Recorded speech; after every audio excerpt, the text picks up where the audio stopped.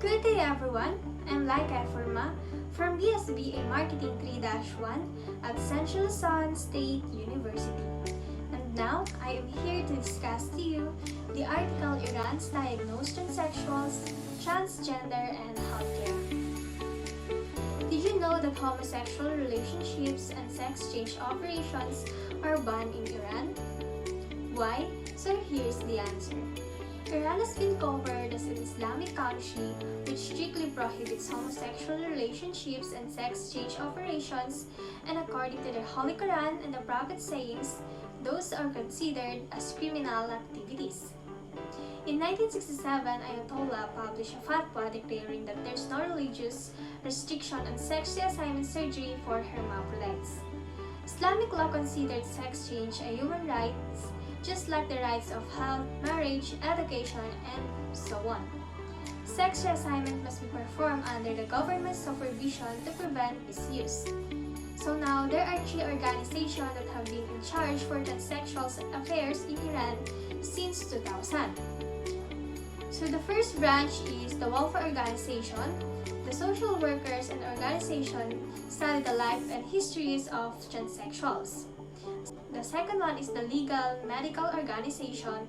All applicants must go through medical and psychological examinations to see whether hormone therapy and surgery are necessary.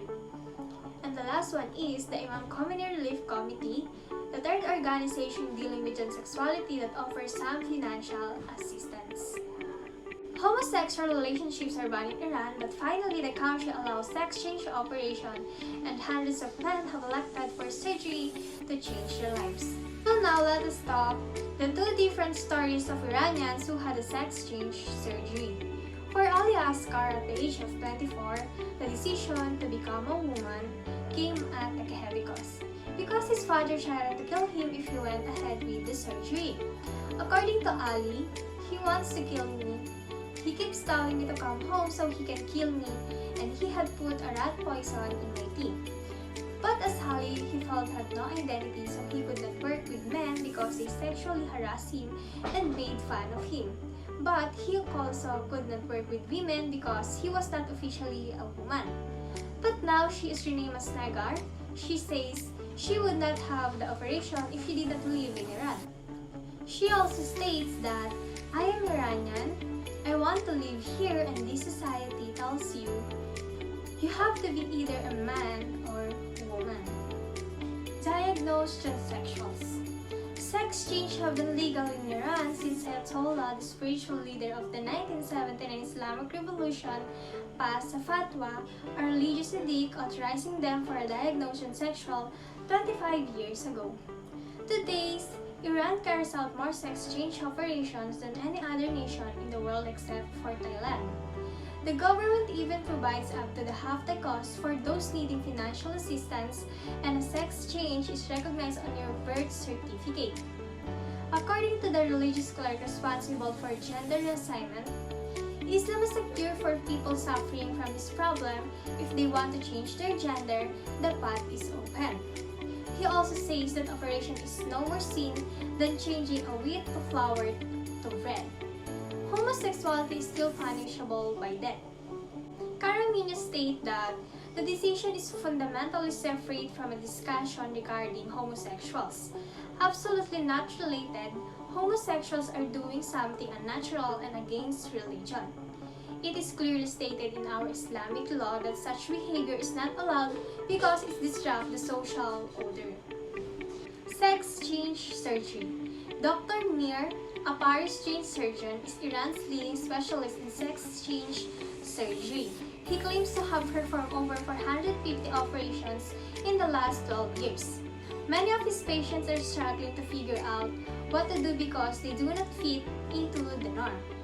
So they see Dr. Mir as a savior. Transsexuals feel that their body doesn't match how they feel. Whatever you do, psychiatrists, pills, prison, punishment, nothing helps you, according to Dr. Mir. Another of his patients, which is Anush, 21 years old, was deeply unhappy before surgery and felt pressure to leave school because of his feminine behavior and appearance. According to his patient, I wanted to live like everyone else, like all the other boys and girls walking around. My goal was simply to find my own identity. Like many young people in Iran, Anush struggled to reconcile his sexual identity with the wishes of family, community, and culture. He says he was continuously harassed and threatened with the arrest by Iran's morality police before he had his sex change. His boyfriend was also keen for him to go ahead with the sex change because 90% of the people they pass in the street said something nasty. According to his boyfriend, when he goes out in female clothes and has a female appearance, it is easier for me to persuade myself that he is a girl. It makes the relationship better. And for Anush's younger brother, which is Aloreza, it was harder to come to terms with Anush's desire to become a woman. I have had a brother for many years. I can just suddenly accept him as my sister. If I refer to him as my brother, he gets upset. But it's hard for me to believe this. Anush's mother raised her children alone and had high hopes for her son. My child was meant to be the star of the family. I counted on him to be something other than this. Avoiding shame. Documentary filmmaker Tana spent weeks filming Anush, Ali, and other transsexuals in Iran. She thinks that part of what is driving many of the boys to operate is desire to avoid shame. According to Tanas, if you are male with female tendencies, they don't see the something natural or genetic. They see it as someone who is consciously acting dirty. Being diagnosed as a transsexual makes it a medical condition, not a moral one. Once a doctor has made a diagnosis and an operation is in the pipeline, the transsexual can get the official permission from his local government official to cross-dress in public. They look for a solution that will at least allow them to attracted to the gender they are naturally attracted to, without feelings of shame, sin, and wrongdoing, and move around in society without harassment. The prize is open, being disowned by your family by Tanas.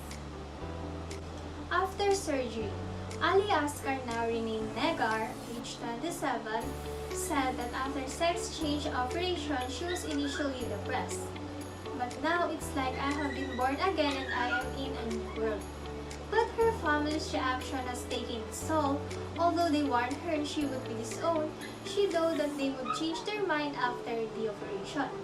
They pray for me to die soon. If I know that my family would truly shun me like this, I would never have done it. She now lives with other transsexuals who have had sex change. She has had to work as a prostitute to make ends meet. Rejection by her parents has affected her deeply. When parents can kill the love for their own child inside themselves, I have killed the love in my being. I will never fall in love, according to Ali. But for Anush, who has changed her name to Anahita, there is more positive outcome. Now, when someone is attracted to me, it is as a girl, she says. She is now engaged to her boyfriend and her mother is happy. And according to her mom, a boy will always just get married and leave his mom. But a girl stays, a girl is always yours and will never leave. And now I will never experience the sadness that occurs when the boys leave. I always wanted a daughter and I think it's a gift from God that I finally got one. And that's all for today and thank you so much for listening.